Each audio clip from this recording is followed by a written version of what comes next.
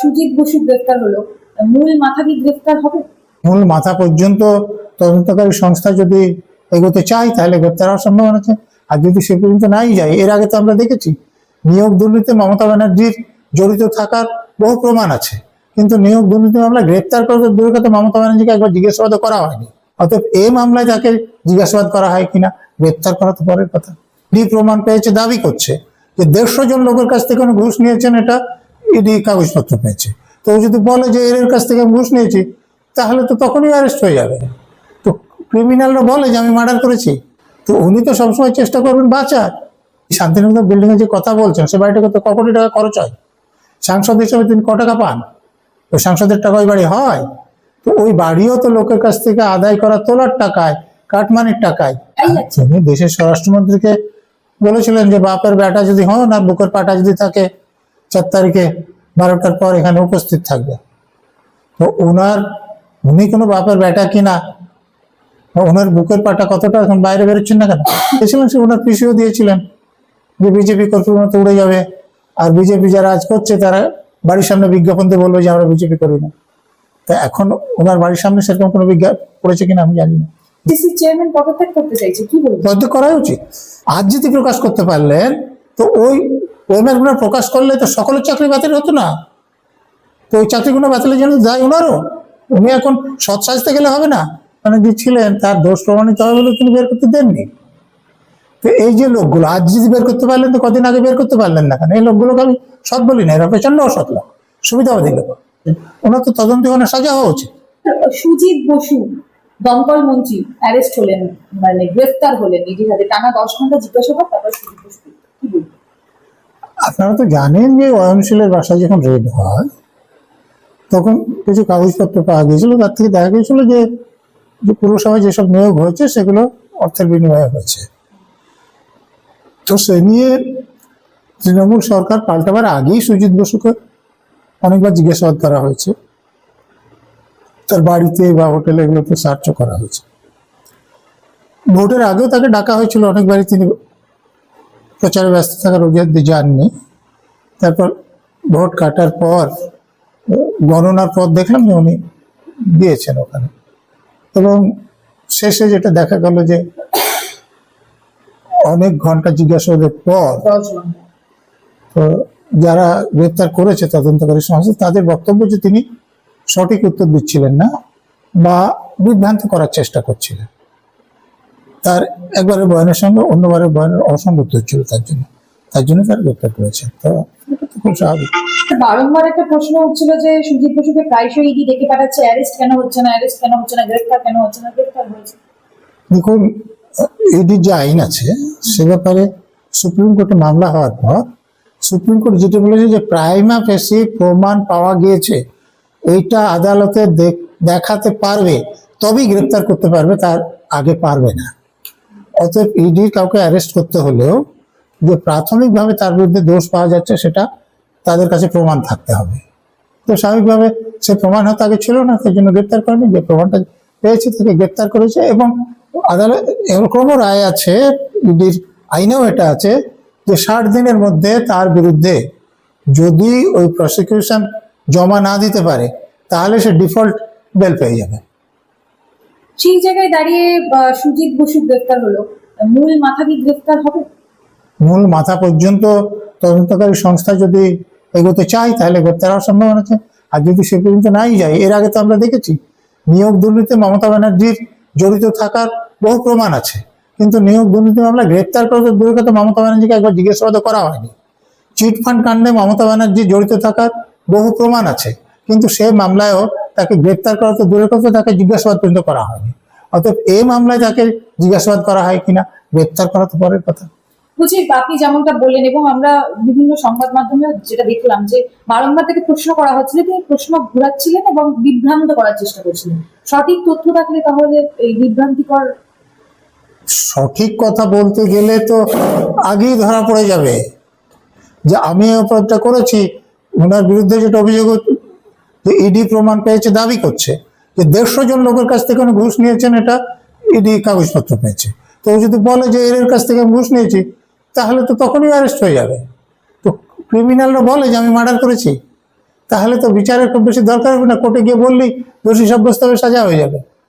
তো উনি তো সবসময় চেষ্টা করবেন বাঁচার। বলছি শান্তিনিকেতনের অভিষেক বন্দ্যোপাধ্যায় তার যে সুরক্ষা, অতিরিক্ত সুরক্ষা, সেই সুরক্ষা তুলে নিয়েছেন রাজ্য সরকার, শুধু সংসদের যে সুরক্ষা সেই সুরক্ষাটাই রয়েছে, কি বলবেন? তো উনি তো সাংসদ ছাড়া আর কিছু না।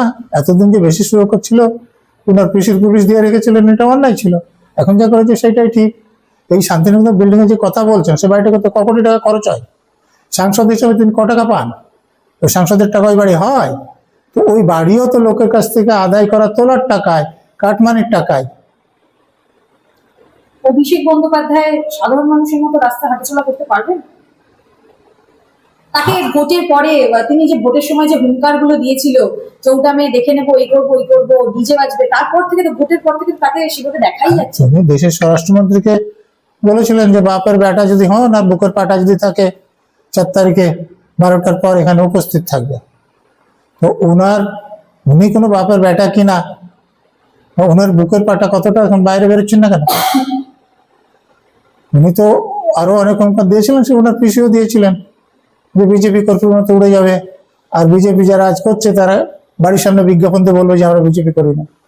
তা এখন ওনার বাড়ির সামনে সেরকম কোনো বিজ্ঞাপন করেছে কিনা আমি জানি না, যে আমি তৃণমূল কত করবো না। নাটক চলছে অভিষেক বন্দ্যোপাধ্যায়ের বাড়ির সামনে, যে সাধারণ মানুষরাই স্পেসিফিক্যালি করছে। সাধারণ মানুষের ক্ষোভ আছে, আমি এগুলোকে সমর্থন করি না। আমার সরকার যে গঠিত হয়েছে, পুলিশ দিয়ে অভিষেক ব্যানার্জি তদন্ত হোক, তাকে ধরা হোক, কোর্টে পাঠানো হোক, কোর্ট তাকে সাজা দিক। স্যার একেবারে শেষ প্রসঙ্গ, সেটা হচ্ছে এসএসসির যে চেয়ারম্যান রয়েছে তিনি পদত্যাগ করতে চাইছে। ওয়েমার শিট আমরা দেখতে পেলাম রাজ্য সরকার বদলের পরই, অর্থাৎ নতুন যে আমাদের মুখ্যমন্ত্রী হয়েছে শুভেন্দু অধিকারী, তিনি আসার পরে কিন্তু ওয়েমার শিট, এক ঝাঁক ওয়েমার শিট কিন্তু আপলোড। তিনি আসার পরে না, ভোটের ফল বেরোনোর পরে বের করে দিয়েছেন। উনি বুঝেছেন যে বের করতে হবে। এতদিন মমতা ব্যানার্জি ছিলেন, তার দোষ প্রমাণিত হবে বলে তিনি বের করতে দেননি। তো এই যে লোকগুলো আজ যদি বের করতে পারলেন, তো কদিন আগে বের করতে পারলেন না কেন? এই লোকগুলোকে আমি সৎ বলি না, এরা প্রচন্ড অসৎ লোক, সুবিধাবাদী লোক। এসএসসি চেয়ারম্যান পদত্যাগ করতে চাইছে, কি বলবো? পদত্যাগ করাই উচিত। তা আগের সরকার ওনাকে নিয়োগ করেছে, মানে আগের যারা মমতা ব্যানার্জির লোকেরা, আর উনি তাদের কথা শুনে বেআইনি ভাবে ওনার প্রকাশ করেননি, তো বেআইনি কাজ করেছেন। ওনার তো তদন্তে ওনার সাজা হওয়া উচিত। আজ যদি প্রকাশ করতে পারলেন, তো ওই ওয়েমারগুলো প্রকাশ করলে তো সকলের চাকরি বাতিল হতো না। তো ওই চাকরিগুলো বাতিলের জন্য দায় ওনারও। উনি এখন সৎ সাজতে গেলে হবে না। প্রাক্তন মুখ্যমন্ত্রী মমতা বন্দ্যোপাধ্যায় তিনি যে বলেছিলেন ওয়েমার শিটের প্রসঙ্গটা তিনি জানেন না, প্রাক্তন বসু বলেছিলেন উনি তো কিছুই জানেন না। চিটফান্ড কাণ্ডে যখন বেরোলো, উনি বললেন আমি কিছু জানতাম না। আর আমি ওনাকে চিঠি পাঠিয়েছিলাম যে চিটফান্ডের লোকেরা এরকম করছে, আমার কাছে প্রমাণ আছে, আমি সেটা বলেছিলাম। স্যার তৃণমূলের পতন হওয়ার পর থেকে, নতুন বিজেপি সরকার আসার পর থেকে আমরা দেখতে পাচ্ছি তারকা থেকে শুরু করে অভিজ্ঞ রাজনীতি মহল, বুদ্ধিজীবী, অভিনেতা অভিনেত্রী সবাই কিন্তু একটা কথাই বলছে যে কেউ কেউ কংগ্রাচুলেশন জানাচ্ছে, আর কেউ কেউ বলছে যে ভালো হয়েছে, বদল হয়েছে। বলছি রাতারাতি দেখুন, যাদের কথা আপনি বলছেন তারা প্রচন্ড সুবিধাবাদী লোক। যখন ক্ষমতায় ছিল প্রশংসা করছিলেন, এখন ক্ষমতা থেকে গিয়েছেন দুর্নাম করছেন। আমি এই লোকদেরও প্রশংসা করি না। কল্যাণ বন্দ্যোপাধ্যায় তো একদম সরাসরি বলছেন যে আইপ্যাকের এখানে দোষ রয়েছে। আর উনার দোষ নাই। উনি হাইকোর্টে, সুপ্রিম কোর্টে যেসব মামলা করেছেন, উল্টোপাল্টা কথা বলেছেন, অন্য পার্টির লোকদের উল্টোপাল্টা কথা বলেছেন, রাজ্যপালের নামে মামলা করেছেন, ওগুলো দোষ নাই? উনি আইনজীবী লোক, উনি জানেন না যে রাজ্যপাল পদে থাকাকালীন তার বিরুদ্ধে কোনো এফআইআর করা যায় না? তো ওটা কার দোষ? এটা যে ওনার দোষ, সে ব্যাপারে তো কারো সন্দেহ থাকতে পারে না, আমার তো নাই। স্যার আরজিকর যে মামলা, সেই মামলায় কিন্তু রাজশেখর মান্থারের যে ডিভিশন বেঞ্চ, সেই বেঞ্চ সরে দাঁড়ালো, কি বলবো? না, বেঞ্চের লোকেরা তো এটাও বলেছেন যে সঠিক বিচার হওয়া উচিত, হ্যাঁ, এবং রাজশেখর মান্থার সাজাপ্রাপ্ত লোকেরও কথা শুনতে হবে, সিবিআই এর কথা শুনছি। সিবিআই কথা শুনতে হবে। তো সাজাপ্রাপ্ত লোক তো প্রকাশ্যে বলেছিলেন যে আমাকে ফাঁসানো হয়েছে, এবং যারা ফাঁসিয়েছেন বলেছিলেন তাদের মধ্যে তৎকালীন কমিশনার ছিলেন এবং তৎকালীন গোয়েন্দা বিভাগের প্রধান সমেত আরো অফিসাররা ছিলেন। তো তার আসামির কথা তদন্ত হবে না এরকম তো আমাদের দেশের আইনে নাই, কিন্তু সেরকম তদন্ত হয়নি। স্যার বারংবার ডিভিশন বেঞ্চ, এর আগে আমরা দেখতে পেয়েছি দেবাংশু বসাকের ডিভিশন বেঞ্চ সেখান থেকে সরে গেছে, এখানে রাজশেখর মান্থার মুখবন্ধ খামে যে তারা সরে গেছে সেটা জানিয়ে দিল, হচ্ছে দেখি। সেটা হবে যে মামলাটা নিয়ে এত বেশি আন্দোলন হয়েছে, এত গণমাধ্যমে প্রচার হয়েছে, এবং দেখুন সিবিআই নেওয়ার পরে যেহেতু কোনো সুরাহা হয়নি, সেই জন্য লোকের প্রচন্ড ক্ষোভ আছে যা হয়েছে তার প্রতি। সেই জন্য আমার ধারণা কোনো জজ সাহেবরা এটাতে আর জড়াতে চাইছেন না। স্যার, আপনি কি মনে করেন যে সঞ্জয় রায় একমাত্র দোষী এখানে? আমি মনে করি না, কিন্তু যারা দোষী ছিল তাদেরকে বাঁচানোর জন্য পুলিশ তো প্রমাণ লোপাট করেছে, ঠিকমতো প্রমাণগুলো সংগ্রহ করেনি যেগুলো গ্রহণ করেছে। এভিডেন্স ট্যাম্পার করেছে। হ্যাঁ, এবং আপনি তো তৎকালীন মুখ্যমন্ত্রী তথা পুলিশ মন্ত্রীর কথা শুনেছেন যে আমি রাত দুপুর পর্যন্ত সিপির সঙ্গে কথা বলেছি। সিপির সঙ্গে তো সরাসরি প্রথমত কথা বলার কথা নয়, কারণ সিপি হোম সেক্রেটারির অধীনে কাজ করে। ওনার কথা বললে হোম সেক্রেটারির সঙ্গে বলা উচিত, সিপিরও কথা বললে হোম সেক্রেটারির সঙ্গে বলা উচিত। তবে আমি ধরে নিলাম যে একবার ফোন করে ফেলেছেন, বিশেষ দরকার ছিল। কিন্তু ওই দুপুর রাত পর্যন্ত ফোন করে ওই প্রমাণ লোপাটের কথা ছাড়া ভালোভাবে তদন্তের কথা তুমি বলেননি তো। আর যদি প্রিন্সিপাল তো পরে এ কেসেও গ্রেপ্তার হয়েছেন, দুর্নীতি মামলাতেও গ্রেপ্তার হয়েছেন। আসলে তো ওই দুর্নীতিটা চালু রাখার জন্যই যেখান থেকে মমতা ব্যানার্জির কাছে টাকা আসতো, ওই মার্ডারটা হয়েছিল। আর ধর্ষণটা যে মহিলা বলে ওটাকে আরো ভয়াবহ করার জন্য ওর সঙ্গে ধর্ষণ যুক্ত হয়েছিল। তো সেটা যদি ধামাচাপা প্রচেষ্টা না হতো, তাহলে আরজিকর মেডিকেল কলেজে একজন ডাক্তার ছিল না, যে বাবা মাকে প্রথমে খবর দিতে হলো আপনাদের মেয়ে অসুস্থ, তারপরে খবর দিতে হলো যে তাকে এমার্জেন্সিতে নিয়ে যাওয়া হয়েছে, তারপরে বলা হলো আত্মহত্যা করেছে। মেয়েটির ডেড বডি যখনই দেখুক, ওখানকার যে ডাক্তারবাবুরা ছিলেন তারা দেখে তো বুঝেছিলেন যে মেয়েটিকে হত্যা করা হয়েছে, মেয়েটা মৃত, এটুকু তো বুঝেছিলেন।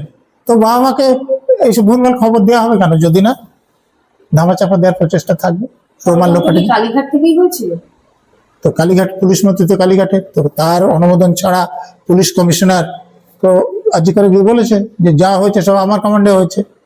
কালীঘাট থানার যে ওসি অ্যারেস্ট হয়েছিল না, হয়তো পুলিশ কমিশনার অ্যারেস্ট হওয়া উচিত ছিল, কারণ ওসি যা করেছে পুলিশ কমিশনারের কথাই করেছে, তো সেটা হয়নি। এবং যে পুলিশ অফিসার অভয়ের বাবার কাছে টাকা বান্ডিল নিয়ে গিয়েছিল তাকে তো অ্যারেস্ট করার কথা ছিল। যে পুলিশ অফিসার এই পিজিটিকে তাদের ফিঙ্গারপ্রিন্ট এক্সট্রা করেছে তাকেও অ্যারেস্ট করা উচিত ছিল।